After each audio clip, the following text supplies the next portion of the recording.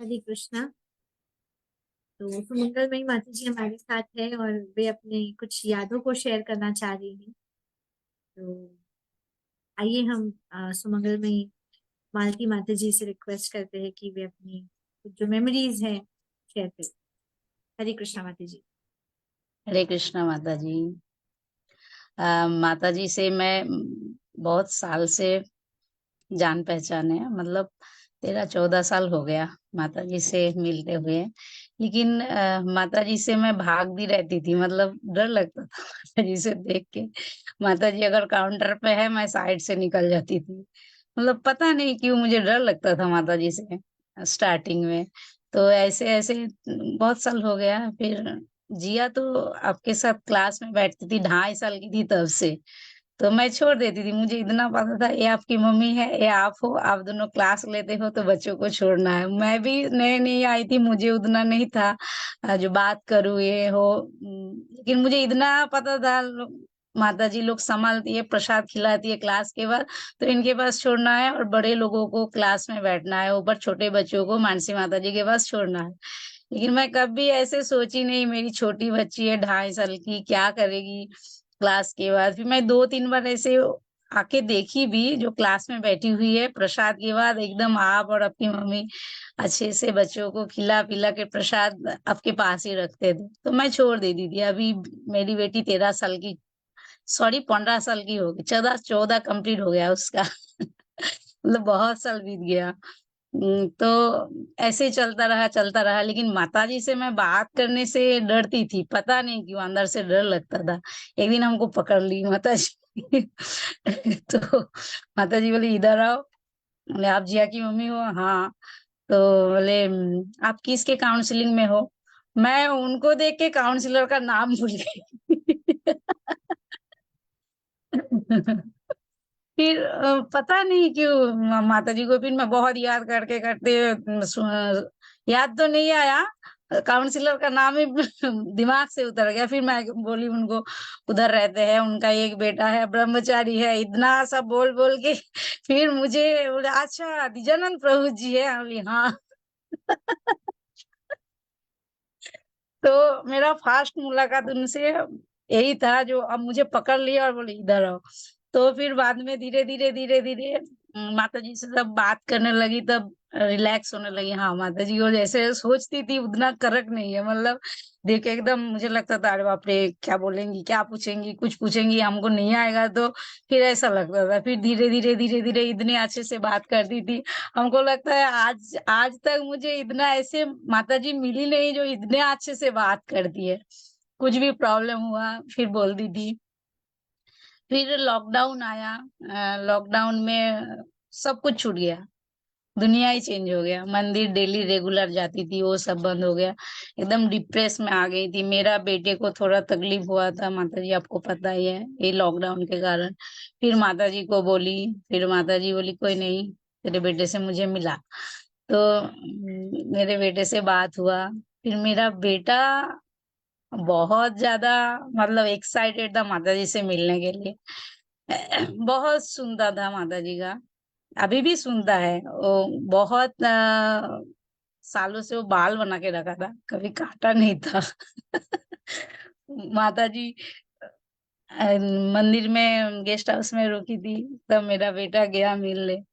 पता नहीं माता जी इतना एक चुटकी में ऐसा चमत्कार कर दिया। माता जी बोली तू जा, आप नहीं थे तब रूम में। माता जी बोली तू जा, मैं समझाती हूँ। तो तुझे नहीं आता है, ठीक है आप समझाइए। पता नहीं क्या समझाई माता जी। तुरंत 10:30 बजे मंदिर से निकला, 11 बजे तक वो सलून ढूंढता रहा, कहाँ पे है, कहाँ पे है, खुला है, कहाँ पे खुला है। एक ही जगह खुला था, वो 11 बजे तक वो सलून ढूंढ के पूरा टकला होके आ गया। पूरा इतना बड़ा बड़ा बाल था। तो मेरे बेटे को माताजी का याद बहुत है। वो फिर माताजी का एक ड्रॉ बनाया। माताजी मंदिर में थी तो तब एक फोटो खींचा था। उसको ड्राइंग का बहुत शौक है, वो बहुत सालों से ड्राइंग करता है। तो अभी भी सीख ही रहा है, लेकिन माता जी का एक बहुत अच्छा सा स्केच बनाया। वो मुझे बोला मैं उसका हर एक स्केच पोस्ट करती हूँ, लेकिन वो मुझे बोला नहीं मम्मी मत कीजिए, ये मैं मानसी माता जी को दूंगा तभी आप कीजिए, मैं जब बोलूंगा, सिर्फ आपको भेजा है, लेकिन मैं पोस्ट नहीं की हूँ माता जी का वो स्केच। तो आप मिलेंगे तो आपको देंगे वो। और बाकी लॉकडाउन की बात है, लॉकडाउन में जब आया तब हम लोगों का सब कुछ बंद हो गया। मंदिर जाना, रेगुलर मंदिर जाना, दर्शनार्थी जाना, गुरु पूजा जाना, तब एकदम मतलब अच्छा नहीं लगता था। तो फिर माता जी का क्लास चालू हुआ, तो हमें इतना खुशी हुई अंदर से, बोली कम से कम माता जी तो मिली अभी। तो सुबह मंगल आरती करना एकदम बिजी रखती थी। सुबह मंगल आरती के बाद नरसिंह का कीर्तन, फिर तुलसी आरती, फिर जपा सेशन में 2 घंटा बैठना, फिर भगवतम क्लास होता था। फिर बाद में मुझे क्वेश्चन आंसर कौन करने लगी, फिर मैं कैमरा के सामने नहीं आती थी, मेरा उतना कॉन्फिडेंट नहीं था, मैं कभी कैमरा के सामने बोली नहीं हूँ, जप नहीं की हूँ। तो मैं बेटी को बिठाती थी कैमरे के सामने, मैं साइड में बैठ के सुनती थी क्या हो रहा है। एक दिन मुझे पूछ ली क्या सुनी हो बताओ, मुझे तो ये बिल्कुल आइडिया नहीं था वो पूछने वाली है करके मुझे। तो फिर मैं भूल गई क्या सुनी हूँ। बाद में वो तो उस दिन तो गया, कुछ कुछ तो बोल ली। फिर बाद में मैं पेन और पेपर लेके बैठती थी। माता जी जब क्लास देती थी हर एक पॉइंट में लिखती थी, मुझे जो लगता था ये हाईलाइट पॉइंट है, माता जी शायद इस बारे में पूछने वाली है, तो मैं लिख लेती हूँ। तो बाद में मेरा वो शेड्यूल चालू हुआ, माता जी लेक्चर देंगी और हम लिखेंगे, हमको जो अच्छा लगेगा, जो लगेगा माता जी पूछने वाली है तो लिख के रखती थी। फिर धीरे धीरे एकदम रिलैक्स हो गई, माता जी पूछती थी हम आंसर दे देते, माता जी पूछती थी हम आंसर दे देते। लॉकडाउन ऐसे कटा, शाम का क्लास रहता था, पूरा दिन बिजी रखती थी माता जी, मतलब किसी को महसूस नहीं होने दी जो लॉकडाउन है, घर में बैठी हूँ। एकदम अच्छे से रिलैक्स होके लॉकडाउन हम लोगों का कटा। माता जी का जितना संग मिला वो यादगार है, मैं जिंदगी में कभी नहीं भूल सकती। खास करके मेरे बेटे में जो इतना चेंजेस आया, मैं बहुत ज्यादा खुश हूँ। और मेरा दीक्षा के टाइम मेरा नाम का मिस्टेक हो गया था, माता जी को मैं बोली माता जी, महाराज तो बोले सुमंगमयी मालती देवी दासी, लेकिन मुझे जो लिख के दिए उसमें सुमंगलीमयी मालती देवी दासी था। तो माता जी क्या करूँ अभी, मैं कौन सा नाम, अभी महाराज से तो डायरेक्ट बात नहीं कर सकती। माता जी बोले अरे वो सब छोड़ो, एक चुटकी में हो जाएगा, तू टेंशन मत ले, काल तक तेरे तुझे मैं बता दूंगी क्या नाम है तेरा। तो सुबह सुबह मैं गई दर्शनार्थी में, फिर गुरु पूजा के बाद निकली, बोली इधर आ।